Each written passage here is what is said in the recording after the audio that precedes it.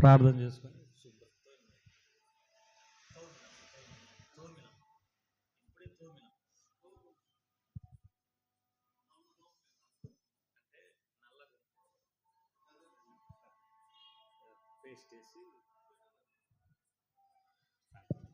ప్రార్థన చేసుకుందాం. ప్రేమగల తండ్రి, దయగల ప్రభా, ఘనమైనటువంటి దేవ, సర్వశక్తి కలిగినటువంటి దేవ, సర్వాధికారి అయినటువంటి దేవ, నమ్మదగినటువంటి దేవ, మాట తప్పని మారని దేవ, మీకు ఎంతో వందనాలు స్తోత్రం చెల్లిస్తూ నీ ప్రియ కుమారుడు మా రక్షకుడైన యేసుక్రీస్తు ప్రభువారి ఘనమైన శ్రేష్టమైన ఆరాధింపదగిన పూజింపదగిన హెచ్చైన శ్రేష్టమైన నామం పేరిట కృతజ్ఞత స్తోత్రం చెల్లిస్తూ నేను స్తుతిస్తూ నేను ఘనపరుస్తూ నేను మహిమపరుస్తూ నేను ఆరాధిస్తుంటున్నాం.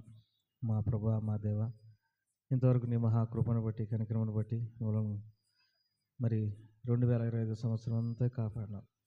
నూతన సంవత్సరంలో మూలను ప్రవేశపెట్టినావు ప్రభా.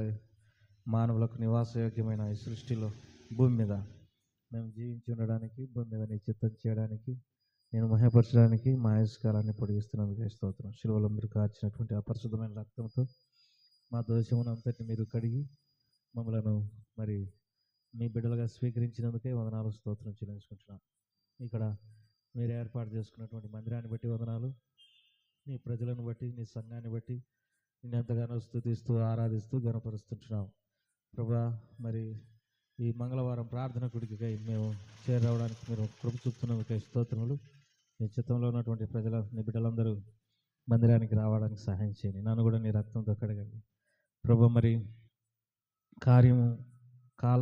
కార్యమల్పమైనను కాలమును తృణీకరించిన వాడు ఎవడు అనుసరించిన ప్రకారం ఈ కొద్దిపాటి పరిచర్యను మీరు ఆశీర్వదించమని వేడుకుంటున్నాం. మరి మేము మా చుట్టుపక్కల ఉన్నటువంటి గ్రామాల కొరకు, ఈ పట్టణం కొరకు ప్రార్థించడానికి సహాయం చేయండి. పాటలు, వాక్యము, మా సహవాసము దీవెనకరంగా ఉంచండి. మరి మీ కృపను కోరుకుంటూ యేసు ప్రభువారి నామం పేర స్తుతించి ప్రార్థించి వేడుకుంటున్నాం తండ్రి. ఆమేన్.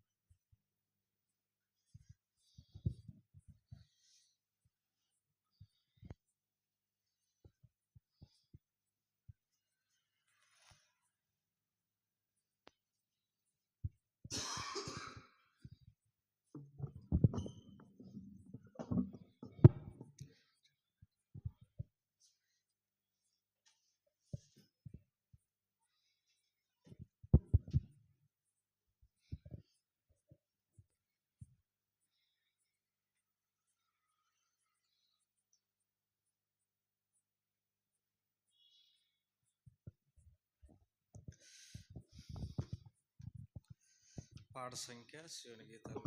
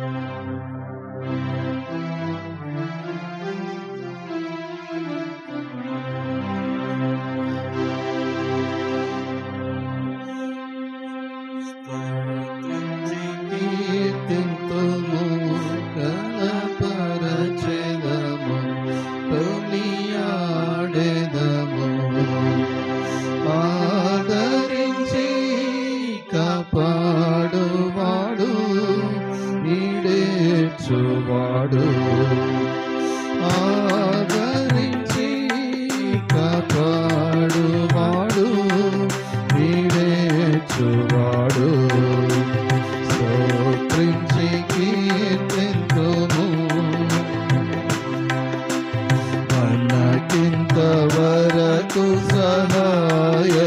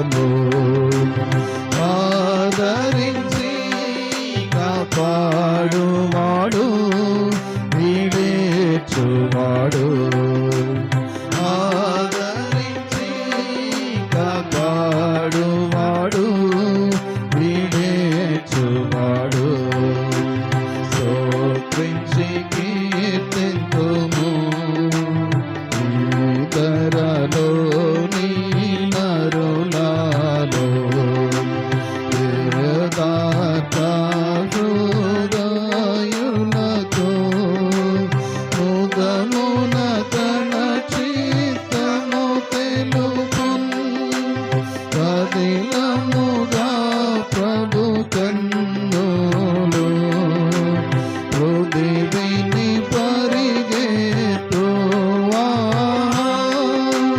పదిలముగా ప్రభు కన్నులు హృదయని పరిగెత్తు స్తోత్రించి కీర్తింతుము ఘనపరచెదము కొనియాడెదము ఆదరించి కాపాడువాడు ఈడేర్చువాడు ఆదరించి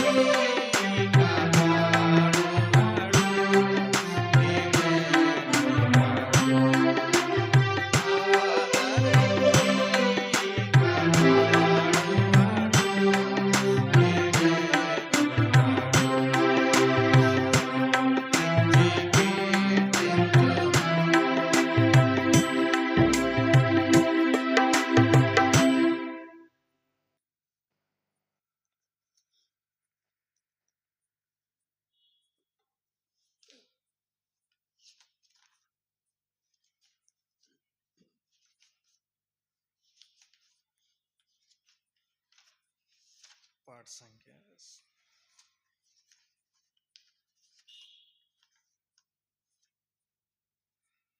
ప్రభు నీ కార్యము నూతన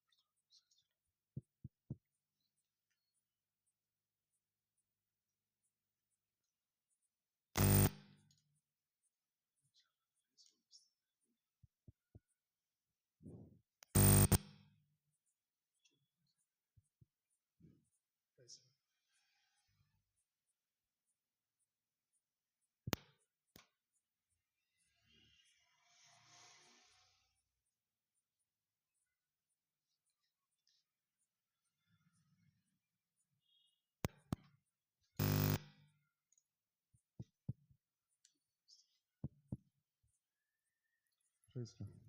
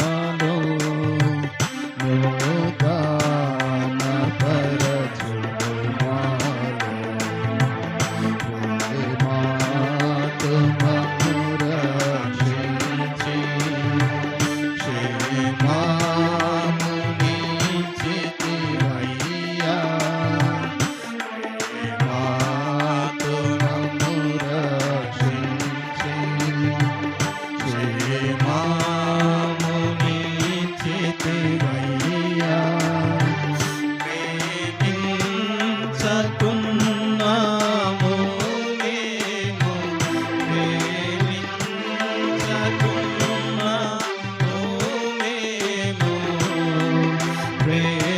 ప్రేమామయుడా నిన్ను ప్రేమామయుడా నిన్ను ప్రభువా నీ కార్యములు నూతనపరచుము నాలో నూతనపరచుము నాలో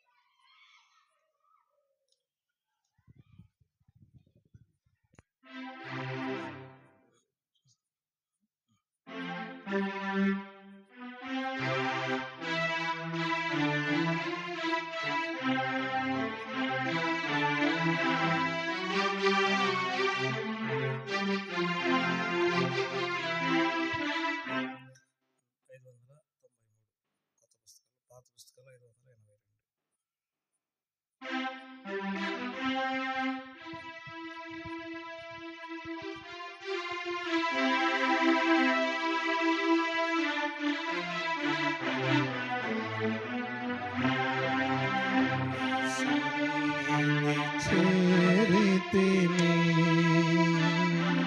నీ సన్నిధి చేరితిని ప్రభువా ప్రార్థనలు వినుమా సన్నిధి చేరితిని ప్రభుని సన్నిధి చేరితిని సన్నిధి చేరితిని ప్రభుని సన్నిధి చేరితిని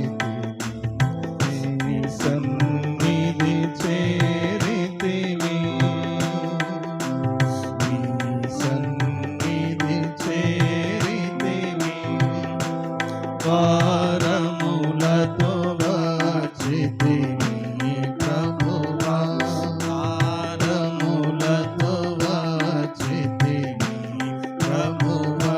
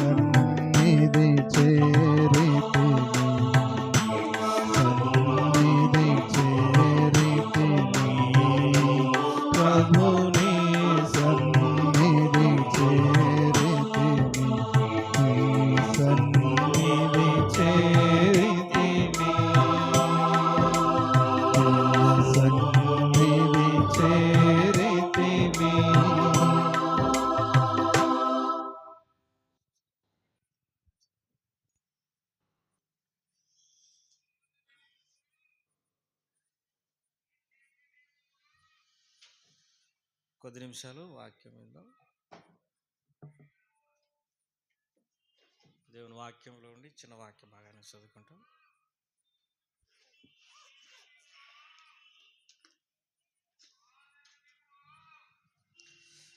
దినవృత్తాంతముల గ్రంథం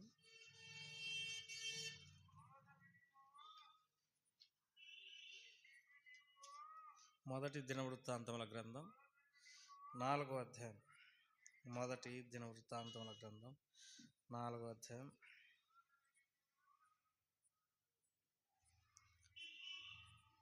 9-10 వచనాలు అందరం కలిసి చదువుకుంటాం.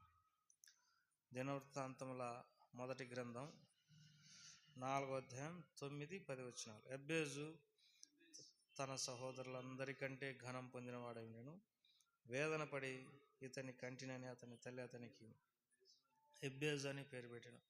ఎబ్బేజు ఇజ్రాయేలుల దేవుని గురించి మొరపెట్టి, నీవు నన్ను నిశ్చయముగా ఆశీర్వదించి నా సరిహద్దులను విశాలపరిచి నీ చెయ్యి నాకు తోడుగా ఉండ దయచేసి నాకు కీడు రాకుండా దానిలోని నన్ను తప్పించమని ప్రార్థింపగా దేవుడు అతడు మనవి చేసిన దాన్ని అతనికి దయచేసాను.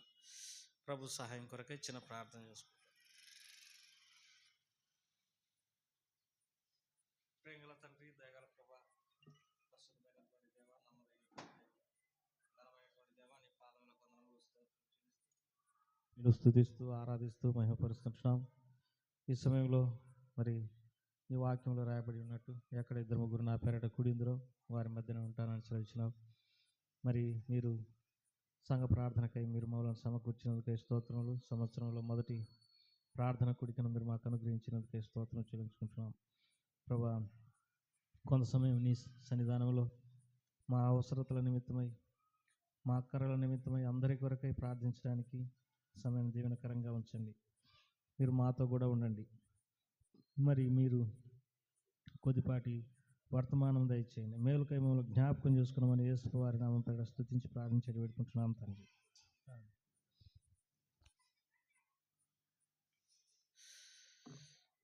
చిన్న వాక్య భాగాన్ని ప్రభువారు మన కొరకై దీవించి ఆశీర్వదించును గాక. ఇక్కడ ఎబ్బేజు తన సహోదరులందరికంటే ఘనం పొందిన వాడై ఉండెను. ఎబ్బేజు ఘనం పొందడానికి కొన్ని కారణాలు ఏంటంటే 4వ అధ్యాయం 10వ వచనం.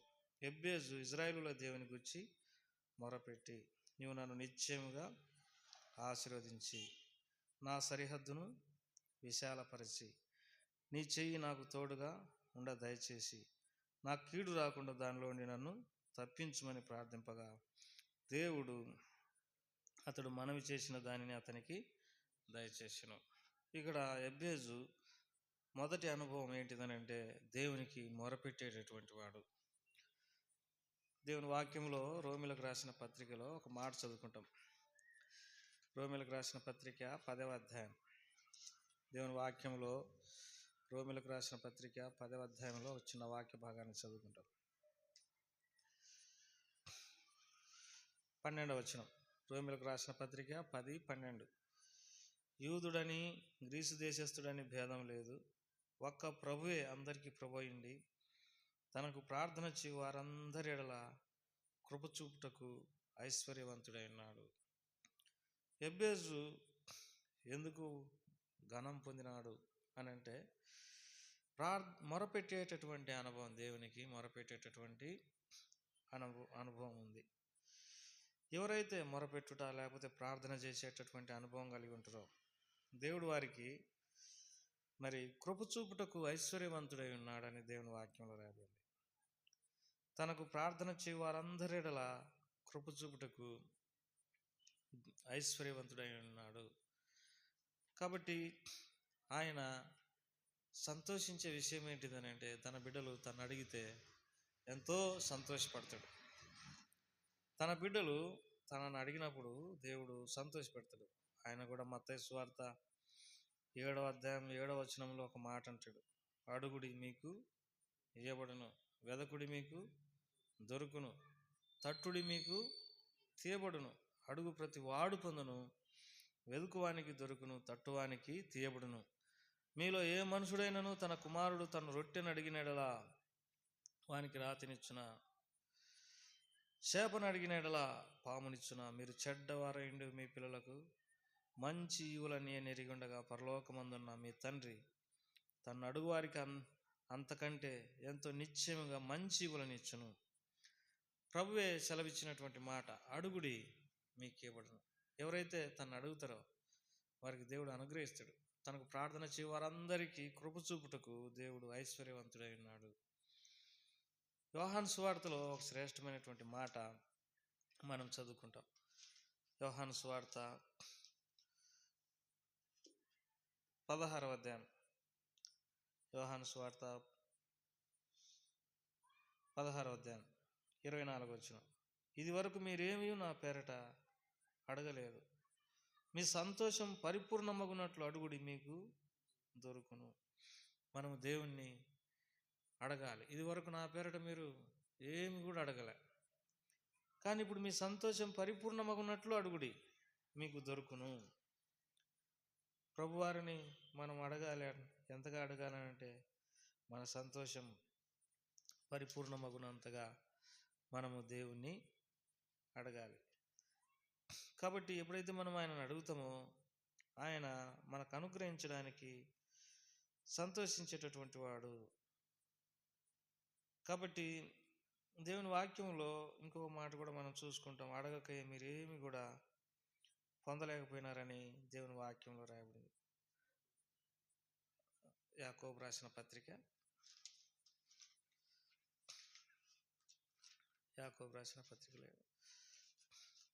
1వ అధ్యాయంలో ఈ మాట ఉంటుంది. యాకోబు రాసిన పత్రిక 1వ అధ్యాయం. మీలో ఎవడైనా జ్ఞానం కొద్దిగా ఉన్న ఎడల అతడు దేవుణ్ణి అడగవలేను, అప్పుడు అది అతనికి అనుగ్రహింపబడును.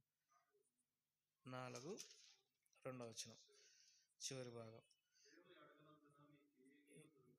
దేవుని అడగనందున మీకేమి కూడా దొరకదు. మనం ఆయన అడగనప్పుడు మనం ఏమి పొందలేం. యెబ్బేజు ఎందుకు తన సహోదరులందరికంటే ఘనం పొందినాడంటే అతడు తన దేవుడైనటువంటి యెహోవాకు మొరపెట్టి. కాబట్టి మరి దేవునికి ప్రార్థన చేసేటటువంటి అనుభవం తనకుంది. అందుకే అతడు ఆశీర్వదించబడినాడు.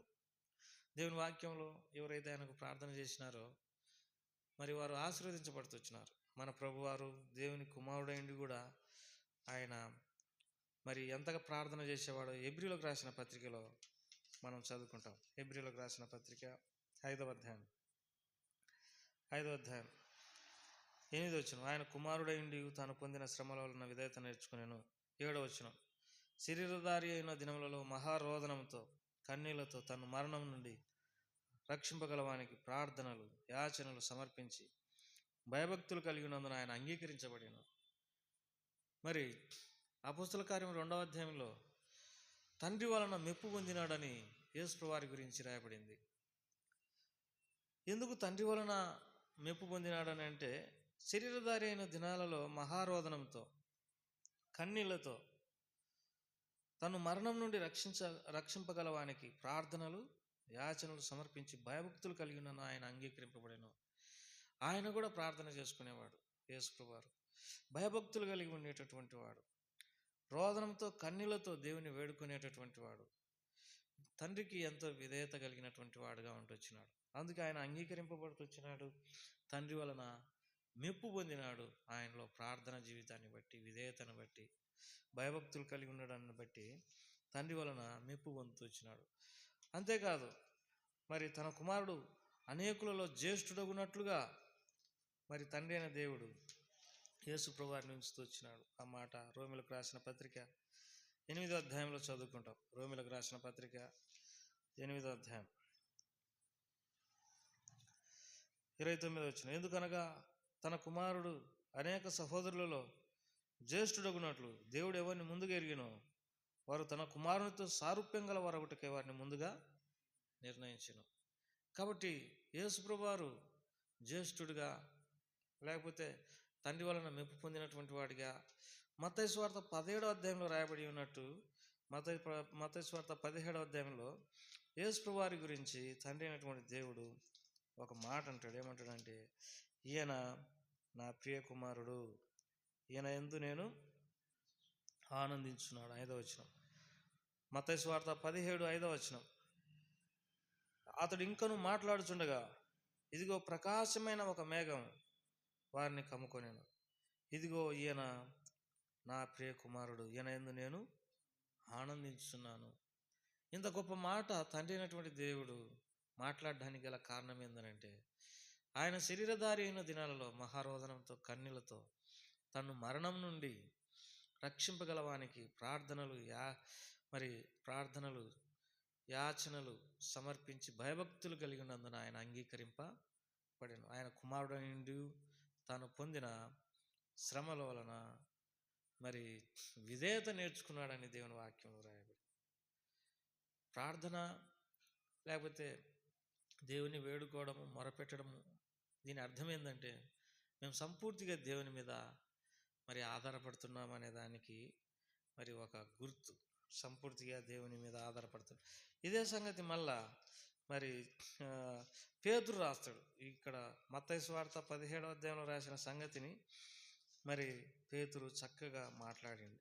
ఏమని అంటాడంటే, పేతురు రాసినటువంటి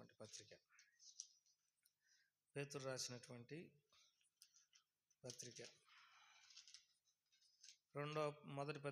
రెండవ పత్రిక మొదటి అధ్యాయం 17వ వచనం. ఆయన మహత్యమును మేము కనులార చూసిన వారమై, ఈయన నా ప్రియ కుమారుడు, ఈయన యందు నేను ఆనందించున్నానని ఒక శబ్దం మహా దివ్య మహిమల నుండి ఆయన వద్దకు వచ్చినప్పుడు తండ్రి అయిన దేవుని వలన ఘనతయు మహిమయు ఆయన పొందగా, తండ్రి అయిన దేవుని వలన ఘనత మహిమ పొందినాడు. మేము ఆ పరిశుద్ధ పర్వతం మీద ఆయనతో కూడిన ఉండవారమై ఆ శబ్దము ఆకాశం నుండి రాగా వింటిమి. ఎందుకు తండ్రి అయినటువంటి దేవుడు కుమారుడైనటువంటి యేసుక్రీస్తు ప్రభు వారికి ఘనతను మహిమను ఇచ్చినాడు అని అంటే, ఆయనలో ఉన్న ప్రార్థన, దేవుణ్ణి వేడుకోవడం, తండ్రిని వేడుకోవడం, విధేయత, వీటన్నిటిని బట్టి తండ్రి వలన ఘనత మహిమ పొందుతూ వచ్చినాడు. అందుకే ప్రకటన గ్రంథంలో ఒక చక్కని మాట మనం చూసుకుంటాం. 5వ అధ్యాయం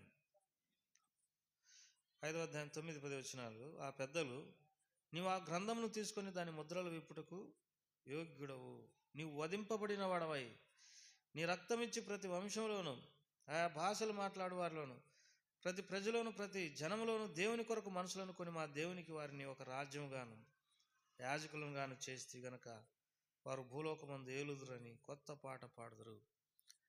కాబట్టి ఇక్కడ నువ్వు యోగ్యుడవు ఆ గ్రంథాలు విప్పడానికి. ఎందుకంటే నీ రక్తం ఇచ్చినావు. నీ రక్తం ఇచ్చి ఆయా ప్రజలలో, ఆయా భాషలు మాట్లాడు వారిలో దేవుని కొరకు మనుషులను కొన్నావు. వారిని రాజ్యంగా చేసినావు, యాజకులనుగా చేసినావు. కాబట్టి యేసుక్రీస్తు ప్రభు వారు తండ్రి వలన మెప్పు పొందడానికి అపోస్తల కార్యం 2వ అధ్యాయంలో ఆ మాట చదువుకుంటాం. అపోస్తల కార్యంలో 2వ అధ్యాయం 22వ వచనం. ఇశ్రాయేలీయులారా, ఈ మాట వినుడి, దేవుడు నజరేయుడగు యేసు చేత అద్భుతములను, మహత్కార్యములను, సూచక్రియలను మీ మధ్యన చేయించి ఆయనను తన వలన మెప్పు పొందిన వానిగా మీకు కనపరిచెను. ఇది మీరు ఎరుగుదురు. యేసుప్రభు వారు తండ్రి వలన మెప్పు పొందుతూ వచ్చినారు. తండ్రి వలన ఘనపరచబడుతూ వచ్చినాడు. ఆయన గ్రంథాలు విప్పడానికి యోగ్యతను పొందినటువంటి వాడుగా ఉంటూ వచ్చినాడు. తండ్రి కూడా ఈయన నా ప్రియ కుమారుడు, ఈయన యందు నేను ఆనందించున్నాననే ఒక మాట మాట్లాడుతూ వచ్చినాడు. కారణం ఏంటిదనంటే, విధేయత కలిగి జీవించినాడు. మహారోదనంతో, కన్నీళ్లతో తనను మరణం నుండి రక్షింపగలవానికి. ఇక్కడ మరణము అని అంటే అర్థం ఏంటంటే, ఆ యేసు ప్రభువు వారు ఎప్పుడు కూడా మరణానికి భయపడేటటువంటి వాడు కాదు. ప్రాణం పెట్టడానికి అధికారం ఉంది, ప్రాణం తీసుకోవడానికి కూడా నాకు అధికారం ఉంది అని అన్నాడు. మరణం అంటే అర్థం ఏంటంటే, 1 యోహాను రాసినటువంటి పత్రిక 5వ అధ్యాయంలో ఒక మాట చదువుకుంటాం. 1 యోహాను రాసినటువంటి పత్రిక 5వ అధ్యాయం 16వ వచనం. తన సహోదరుడు మరణకరం గాని పాపం చేయగా ఎవడైనను చూసిన అతడు వేడుకొనును. అతని బట్టి దేవుడు మరణకరం గాని పాపం చేసిన వానికి జీవం దయచేయును. మరణకరమైన పాపం కలదు, అటు దాని గురించి నేను వేడుకొనవలనని నేను చెప్పుట లేదు. తనను మరణం నుండి తప్పింపగలవానికి అని అంటే అర్థం ఏంటిదని అంటే, ఇక్కడ పాపము నుండి తప్పింపగలవానికి. దేవుని వాక్యంలో మనం ఇంత పెద్ద మాట మాట్లాడుకోకూడదు, కానీ హెబ్రీలకు రాసిన పత్రికలో ఒక మాట ఉంది. 2వ అధ్యాయం, హెబ్రీలకు రాసినటువంటి పత్రిక 2వ అధ్యాయం 18వ వచనం, 17-18. హెబ్రీలకు రాసిన పత్రిక 2:17-18. కావున ప్రజల పాపమునకు పరిహారం కలుగుటకై దేవుని సంబంధమైన కార్యములో కనికరమును నమ్మకం గల ప్రధాన యాజకుడగు నిమిత్తం అన్ని విషయంలో ఆయన తన సహోదరుడు వంటి వాడు కావాల్సి వచ్చాను. తాను శోధింపబడి శ్రమ పొందిన గనక శోధింపబడి వారికి సహాయం చేయగలవాడై ఉన్నాడు. యేసు వారు కూడా అన్ని రీతులుగా శోధించబడినాడు, కానీ ఆయనలో పాపమే లేదు. కానీ ఆయన ఆ భయంతో జీవించినాడు అన్న సంగతి మాత్రం వాస్తవం. అంటే రోదన, ఇప్పుడు పొరపాటున వాళ్ళ కోపంతో ఆయన మీదకి వస్తున్నప్పుడు ఒక కాని మాట మాట్లాడితే చాలు. మోసే ఏం చేసినాడంటే తన నోట కాని మాట మాట్లాడినాడు. ఆ మాట కీర్తన గ్రంథం 107వ అధ్యాయంలో చదువుకుంటాం. కీర్తనల గ్రంథం 107వ అధ్యాయంలో ఈ మాట చదువుకుంటాం. కీర్తనల గ్రంథం 106వ అధ్యాయం, క్షమించండి, 31 వచ్చిన. మెరీబా జలముల యొద్ద వారు ఆయన కోపం పుట్టించిరి, కావున వారి మూలంగా మోసేకు బాధ కలిగెను. ఎట్లనగా వారు అతని ఆత్మ మీద తిరుగుబాటు చేయగా అతడు తన పెదవులతో కాని మాట పలికెను. కాబట్టి వారు అతని మీద తిరుగుబాటు చేసినారు, అతని ఆత్మ మీద తిరుగుబాటు చేసినారు. అతడు తన నోట కాని మాట మాట్లాడినాడు. ద్రోహులారా, మీ కొరకు బండ నుండి నీళ్లు తెప్పించవలెనా అని అన్నాడు. అప్పుడు దేవుడు అంటాడు, నువ్వు నా పరిశుద్ధతను సన్మానించలేదు, ఎందుకంటే ఆ మాట నీ నోట రాకూడదు. ద్రోహులారా అనకూడదు. వాళ్ళు ఎన్ని తప్పులు చేసినా పర్వాలేదు, కానీ నా చిన్న మాట అన్నందుకు పాలు తేనెలు ప్రవహించి ఆ వాగ్దాన దేశంలో ప్రవేశించలేకపోయినాడు. తన ఆత్మ మీద వారు తిరుగుబాటు చేయగా మోసే తన పెదవులతో కాని మాట పలికినాడు. అయితే యేసు వారి విషయంలో హెబ్రీలకు రాసిన పత్రిక 12వ అధ్యాయంలో ఒక మాట చదువుకుంటాం. ఇంత గొప్ప సాక్షి సమూహం మేఘం వలె మనల్ని ఆవరించినందున, మొదటి వచనం నుండి, మనము కూడా ప్రతి భారమును సులువుగా చిక్కులబెట్టు పాపమును విడిచిపెట్టి విశ్వాసమును కర్తయు దాన్ని కొనసాగించువాడునైన యేసు వైపు చూచు మన ఎదుట ఉంచబడిన పందెంలో ఓపికతో పరిగెత్తు. ఆయన తన ఎదుట ఉంచబడిన ఆనందం కొరకై అవమానమును నిర్లక్ష్య పెట్టిండు, సిలువను సహించిండు. కాబట్టి దేవుని సింహాసనం యొక్క కుడిపార్శ్వమున ఆసీనుడై ఉన్నాడు. మీరు అలసటపడకయు మీ ప్రాణాలు విసుకకై ఉండునట్లు పాపాత్ములు తనకు వ్యతిరేకంగా చేసిన తిరస్కారమంతా ఓర్చుకొని ఆయనను తలంచుకున్నాడు. ఇక్కడ యేసు వారేమో పాపాత్ములు తనకు వ్యతిరేకంగా చేస్తున్నప్పటికీ ఓర్చుకున్నాడు. తండ్రి, వీరేం చేస్తున్నారో వీరెరగరు కనుక వీరిని క్షమించమన్నాడు. అతడు యేసు వారు కాని మాట మాట్లాడలేదు. లేకపోతే ఆ ఒత్తిడిలో తండ్రిని వేడుకుంటే 12,000 వ్యూహాల కంటే దేవదూతల సైన్యాన్ని పంపించి తప్పించేవాడు. అట్లయినా వేడుకోలేదు. కానీ తండ్రి చిత్తం ఏందనంటే అందరి పాపముల కొరకై ఆయన ప్రాయశ్చిత్తం చేయడానికి తండ్రి చేత పంపబడిన అన్న సంగతి యేసు వారికి ఎరిగి అన్నిటినీ ఓర్చుకున్నాడు. సిలువను సహించినాడు, అవమానాన్ని నిర్లక్ష్య పెట్టినాడు, పాపాత్ములు తనకు వ్యతిరేకంగా చేసినదంతా ఓర్చుకున్నాడు. కాబట్టి అపోస్తుల కార్యములో ఒక మాట చదువుకుంటాం. అపోస్తుల కార్యాలు 7వ అధ్యాయం, అపోస్తుల కార్యము 7వ అధ్యాయం 60వ వచనం. అతడు మోకాళ్ళు 59వ వచనం నుండి ప్రభువును గురించి మొరపెట్టుచు, యేసు ప్రభువా, నా ఆత్మను చేర్చుకునమని స్తెఫను పలుకుచుండగా వారు అతనిని రాళ్లతో కొట్టిరి. అతడు మోకాళ్ళుని ప్రభువు వారి మీద ఈ పాపం మోపకమని గొప్ప శబ్దంతో పలికిన ఈ మాట పలికి నిద్రించును. సౌలు అతని సావునకు సమ్మతించును. ఈ పాపం వారి మీద మోపకము వారికి తెలియదు అని చెప్పి స్టెఫను ప్రార్థన చేసినాడు. కాబట్టి యేసుప్రభువు వారు ఓర్చుకున్నాడు. స్టెఫను ఈ పాపం వారి మీద మోపకమని ప్రార్థన చేసినాడు. అందుకే తండ్రి వలన మెప్పు పొందుతూ వచ్చినాడు, ఘనత పొందుతూ వచ్చినాడు. తండ్రి నా ప్రియ కుమారుడు అని అంటూ వచ్చినాడు. తర్వాత మరి తండ్రి ఆయన అనేకులలో జ్యేష్ఠునిగా చేసినాడు. తండ్రి అయినటువంటి దేవుడు కుమారునికి అన్నిటి మీద సమస్తం మీద అధికారం ఇచ్చినాడు. అందుకే యేసుప్రభువు వారు ఒక మాట అంటాడు. ప్రకటన గ్రంథం మొదటి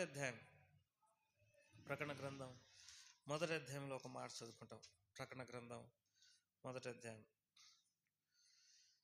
16వ వచనం నుండి. ఆయన తన కుడి చేత 7 నక్షత్రములు పట్టుకొని ఉండెను. ఆయన నోటి నుండి 2 అంచులు గల వాడైన ఖడ్గం ఒకటి వెడల్చుండెను. ఆయన ముఖం మహా తేజస్తో ప్రకాశించిన సూర్యుని వలె ఉండెను. నేను ఆయన చూడగానే సచ్చిన వారిని వలె ఆయన పాదముల యొద్ద పడితిని. ఆయన తన కుడి చేతిని నా మీద ఉంచి నాతో ఇట్లా, నేను భయపడకము, నేను మొదటి వాడను, కడపటి వాడను, జీవించువాడను, మృతుడనైతిని గాని ఇదిగో యుగములు సజీవుడనైనాను. మరియు మరణం యొక్కయు పాతాళ లోకం యొక్క తాళపు చేతులు నా స్వాధీనంలో ఉన్నవి. యేసుప్రభువు వారి చేతిలో మరణం యొక్క పాతాళ యొక్క తాళపు చేతులు ఉన్నాయి. మరి అని దేవుని వాక్యం. పాతాళాన్ని పంపాలన్నా పాతాళంకి పోకుండా ఆపాలన్నా ఆయన చేతిలో ఉంది. కాబట్టి అంత అధికారం తండ్రి వలన అధికారము పొందినటువంటి వాడుగా ఉంటున్నాడు. కొలస్సీలకు రాసిన పత్రికలో ఒక శ్రేష్టమైనటువంటి మాటను మనం చూసుకోగలం. కొలస్సీలకు రాసినటువంటి పత్రిక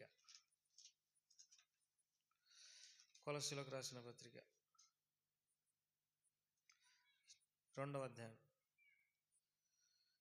16వ వచనం నుండి. కాబట్టి అన్నపానముల విషయంలోనైనాను, పండుగ, అమావాస్య, విశ్రాంతి దినం అను వాటి విషయంలోనైనా మీరు తీర్పు తీర్చే ఎవరికి నీ అవకాశమే కుడి. ఇవి రాబో వాటి ఛాయే గాని నిజ స్వరూపం క్రీస్తులో ఉన్నది.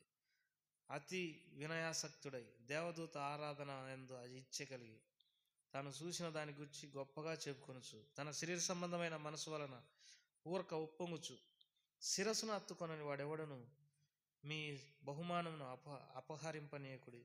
ఆ శిరస్సు మూలంగా సర్వ శరీరం కీళ్ళ చేతను నరముల చేతను పోషించబడి అతకబడిన దేవుని వలన కలుగు వృద్ధిలో అభివృద్ధి పొందుతున్నది.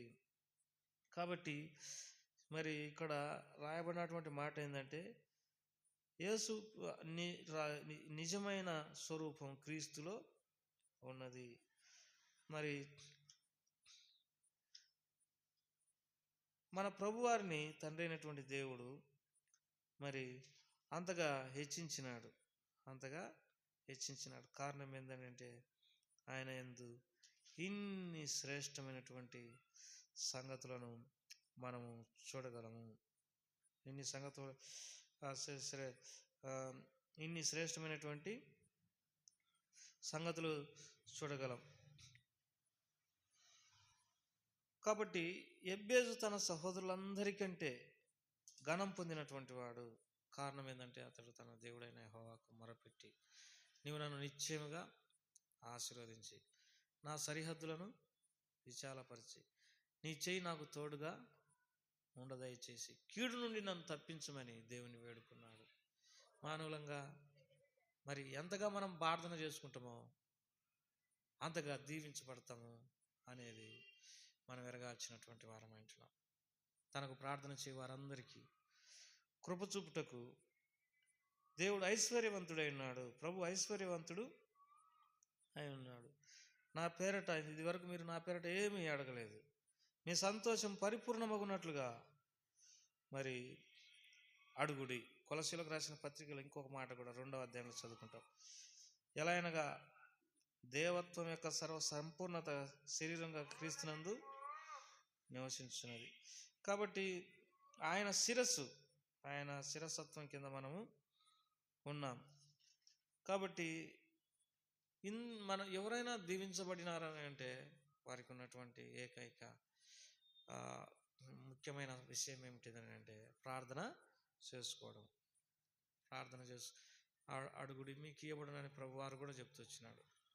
ఎందుకంటే దేవుని వాక్యంలో 65వ కీర్తన మొదటి వచనంలో ప్రార్థన ఆలకించువాడా సర్వ శరీరులు నీ వద్దకు వచ్చేది. మరి మనము ఎంతగా బలపరచబడదుము అని అంటే ప్రార్థన చేసుకుంటే ఆయన ఎవరికైనా సహాయపడతాడు. ఆయన ప్రార్థన చేసినప్పుడు సర్వ శరీరులు ఎవరైనా ఆయన సృష్టి అయిన మనమందరం ప్రార్థించినప్పుడు ఆయన సహాయపడతాడు. మనము యేసు ప్రభు వారి వలె ప్రార్థన చేసుకోవాలి. లేకపోతే భక్తులైనటువంటి వారి వలె మనం అధికంగా ప్రార్థన చేసుకోవడం ద్వారా దేవుని నుండి మేలు ఆశీర్వాదం పొందుతాం. మరి ఎబ్బేజు ప్రార్థన, నిశ్చయంగా నన్ను ఆశీర్వదించు, ఖచ్చితంగా నన్ను ఆశీర్వదించాలి. ఆదికాండం 32లో యాకోబు ప్రార్థన చేస్తాడు, నువ్వు నన్ను దీవించే వరకు నేను నిన్ను విడవనని అంటాడు. హోషేయ గ్రంథంలో అతడు చేసిన ప్రార్థన గురించి మరి రాయబడింది. యాకోబు మగసిరి గలవాడై దేవుని దూతతో పోరాడి జయముందెను అనేది రాయబడి, ఖచ్చితంగా నన్ను దీవించు అని అడిగిన కారణాన్ని బట్టి యాకోబు ఆశీర్వదించబడినాడు. ఇక్కడ ఎబ్బేజు కూడా ఖచ్చితంగా నన్ను ఆశీర్వదించమని అడిగిన కారణాన్ని బట్టి ఎబ్బేజు ఆశీర్వదించబడినాడు. ప్రార్థనలో పట్టుదల కలిగినటువంటి ప్రార్థన, నన్ను ఆశీర్వదించేంత వరకు నేను విడిచిపెట్టను అని ప్రార్థించడం.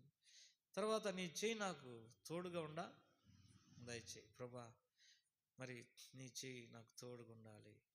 తర్వాత నా సరిహద్దుని విశాలపరచు. తర్వాత కీడుల నుండి నన్ను తప్పించు ప్రభా. మరి ప్రభు ప్రార్థనలో కూడా మమ్మల్ని శోధనలోనికి తెగ కీడు నుండి తప్పించుమని వేడుకుంటూ వచ్చినారు. ఏదేమైనా సమస్తం చేయగలిగినటువంటి వాడు దేవుడే గనక ప్రతి సమయమందు మనము మరి బైబిల్లో రాయబడింది, ప్రే వితౌట్ చీజింగ్, ఎడతెగక ప్రార్థన చేయుడి. కాబట్టి ఆ రీతిగా ప్రభు మనకు సహాయపడగా ప్రార్థన చేసుకుంటాను.